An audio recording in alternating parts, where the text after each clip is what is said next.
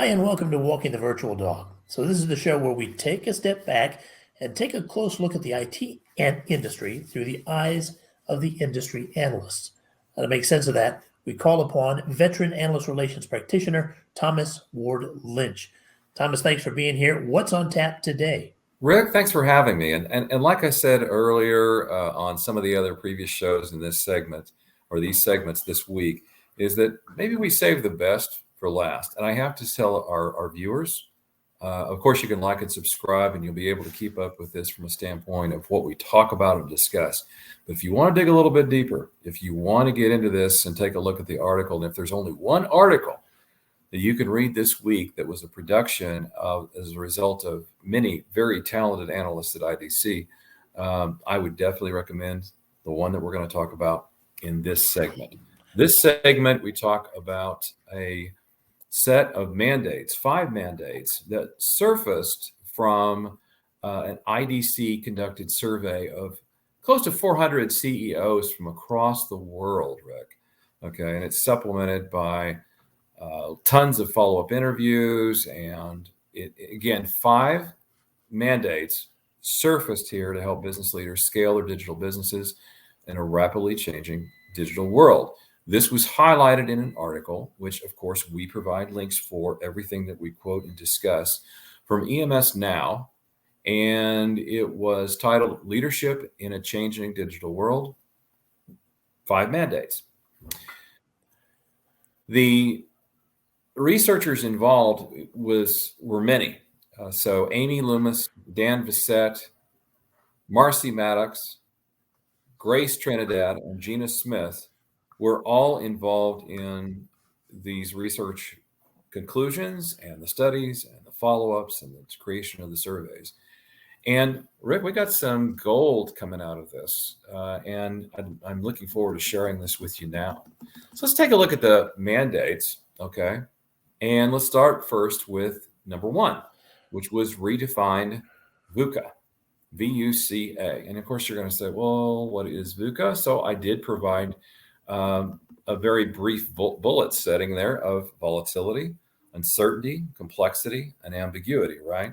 But let's talk about it from a standpoint of how CEOs from around the world are redefining VUCA.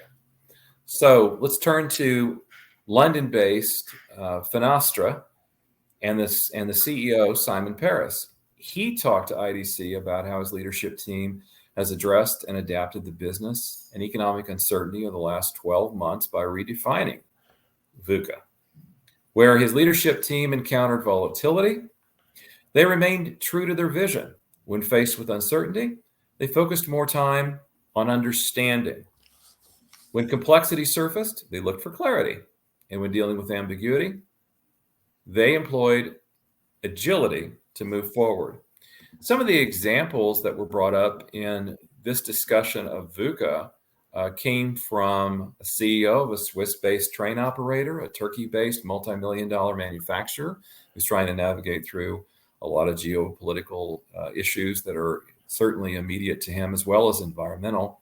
And then a large Australian health insurance company was also highlighted. Again, these are all CEO perspectives. Additionally, financial services software organizations were involved in that interview process as well. Dan Vissette from IDC talked about how that organizations must accelerate decision velocity to address many of these challenges by delivering new data value chains to accelerate vision decision velocity. Organizations can conduct better multi-scenario planning, more accurately assess retention rates by geography, and determine when to onboard and offboard suppliers to drive profitability.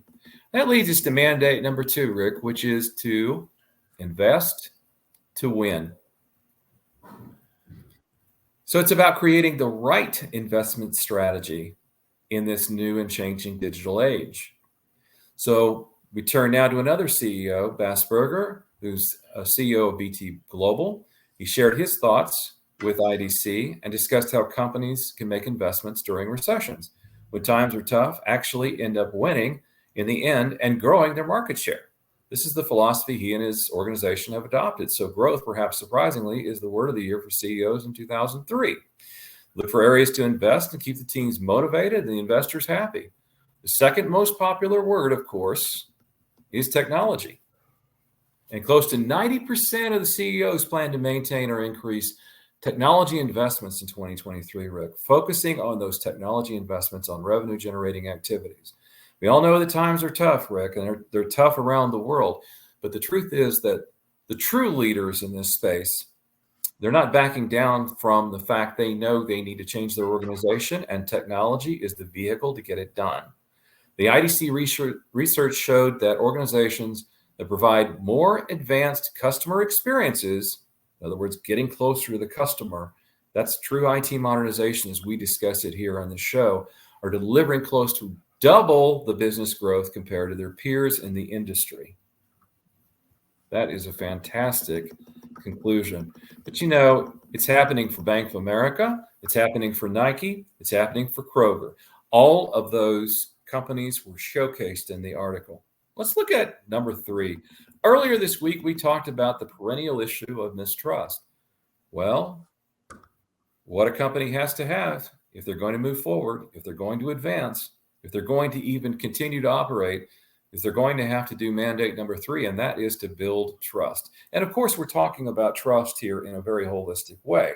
We're talking about supply chain and ecosystem issues, as well as in customers and users, as well as what else do we need to make sure we build trust within? Our organization, our employees, our workers, and also those organizations that we trust to come into our organization to help to make it better. That is the IT services departments, the business consultants, processors, process consultants, anyone that's involved in an integral part of the business operation. So as organizations start to build and operate their digital business, they'll also need to build trust. And it's no surprise that security, risk, and compliance, which are at the heart of the future trust framework, are a technology priority for CEOs in 2023. And CEOs recognize they face some challenges and complexities as they look to build out trust for digital business in a geopolitical context and operate in a global economy that is increasingly digital in nature. These digital sovereignty concerns, Rick, and scenarios must be addressed as the next element of the future of trust framework that CEOs need to focus on to straddle the business and geopolitical worlds. Now we're going to go back to something that we've talked about this week as well, which is talent and skills. Mandate number 4 is to reskill and augment their organizations. And we're all witnessing major talent overhaul, right? Because we're all seeing changes around the world, and there are many companies that have made the news as they pivot their workforce and they continue to reskill and retool their organizations. But as companies across the world come to term, they're going to create hybrid working models as a result. We're going to see what we see now in basically the foundational way. Hybrid working models are going to change because automation must be infused throughout the enterprise. Okay, so that means across IT, across the business, the software, and value chains. To accomplish this, IDC suggests that IT and business leaders will need technology architectures that help them scale the approach across the organization. And for these efforts to succeed, CIOs must raise their visibility and become key players, orchestrators of technology architectures, budgets, and stakeholders. It's important for the CIO, in other words, not only to accept the change, but to embrace it and be part of the change by modeling what the leadership needs to do and be like. Mandate number 5 is to tech to scale. How can we do this whenever we see so much change that we've talked about this week? Well, as CIOs take on these responsibilities, they have to contend with the spiraling cloud costs. 64% of CIOs are spending more on cloud than originally budgeted.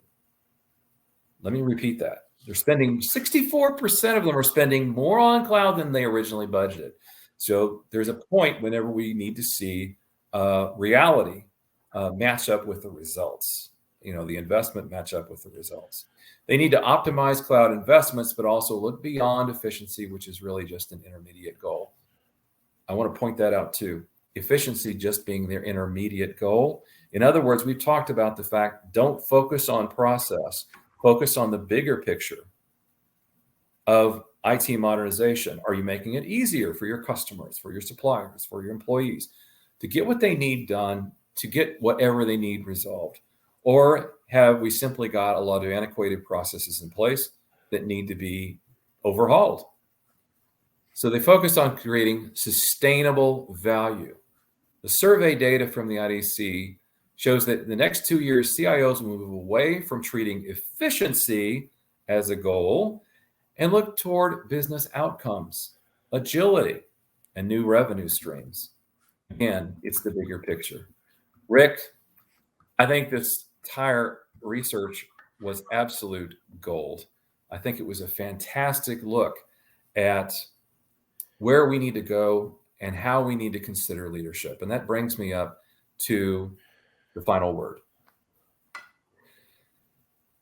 As we look at this week and we talked about security, generative AI, the threats of generative AI, the concerns about AI, and then we've also talked about the framework to create productive environments for generative AI. We've talked about how organizations need to focus more on customer resolution, digital processes that create true customer journeys. And we've also talked a lot about the companies that are doing it right. Companies like Nike, companies like Bank of America, BT Global, Finastra. And it's not coming from just one analyst, it's coming from the analyst community. But it's time to make some changes. It's time to look forward. And as I think about the final word for this week, Rick, I'm reminded of something that happened years ago in a small mid-market newspaper. It was a newspaper account. And by all accounts, it was a great newspaper. They ran a daily. They ran a morning edition. They ran an evening edition. That was back in the day when people were constantly looking to the newspaper as the greatest source of news and the greatest source of community information, as well as national and international. The reporters all got together in the room, Rick, and they said, we need to create a code of ethics. We need to create a code of ethics.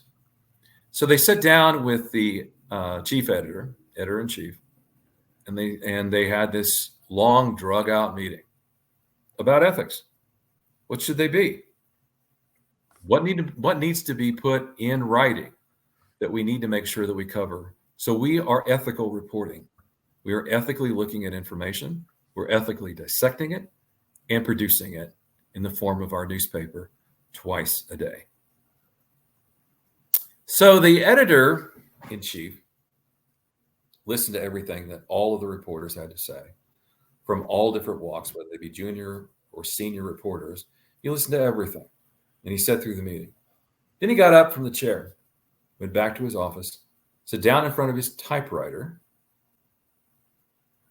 and in one sentence, he wrote up the code of ethics for the newspaper.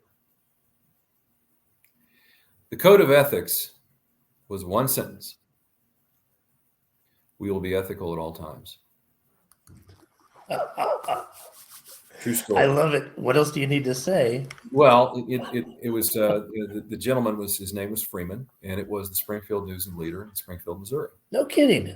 Yeah, it's an actual story told to me by Mr. Freeman. Here's the thing, Rick. We know that we're using technology that is becoming more powerful, more accessible, and also has potentially life-changing, and in some cases, even life-threatening. And the difference is that we need to come across it is leading us to do one thing, and that is to lead, to ethically lead and move forward. The challenge and the calling for IT right now across the entire sets of industries and around the world is step forward, be heard, voice your concerns, lead, and lead ethically. And that is the final word. Thomas, I love it. A great set of segments for this week. Can't wait to see what comes up next week. But this is just the tip of the iceberg in terms of what you collect every week. How can our viewers find out more about all the stories that you've talked about this week and the stories you didn't get to? Oh, absolutely. There's a lot of stuff that I can't even begin to cover when it's coming from 2,500 analysts from around the world producing all kinds of quality research and insight. And I do only hit the high points, Rick. You definitely are absolutely correct about that. But we do have a newsletter which we do provide all of the resources and all of the links. So anyone can go back and take a look and research all of the information themselves and determine the context and also determine how that information can be more useful for them. We have the newsletter every single week. It's attached to an integral part of what these broadcasts are. Every week we've been doing 5 broadcasts, 5 different segments correlating to one newsletter. So taking a look at the newsletter, what we can do, what the first step could be is to sign up for the newsletter through the links that are provided through these broadcasts. Or for now, simply like and subscribe, stay with us, and we'll continue to produce and report and provide all the links of the information that we cover. Excellent, Thomas. Well, I'm on board for that, and I look forward to seeing you next time on Walking the Virtual Dog. Thank you, Rick.